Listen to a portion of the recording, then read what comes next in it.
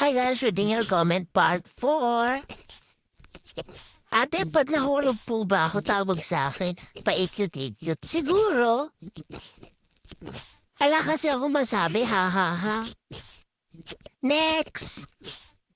What if sabi ni Pinocchio, his nose is about to grow? Is he telling the truth or lie? Ay, ayan yung di ko alam. Ha ha ha. Sorry po sa nag-comment, ala po kasi akong alam. Ate, nagluto si mama, tas inutusan ako, tas ako na nagluto, tas hinangir ako. Ba't ako nagpunta? Ewan ko sa mama mo. Ginawa mo na lahat na palupa. Grabe, ha ha ha. Okay na guys. Bye guys, please like the video.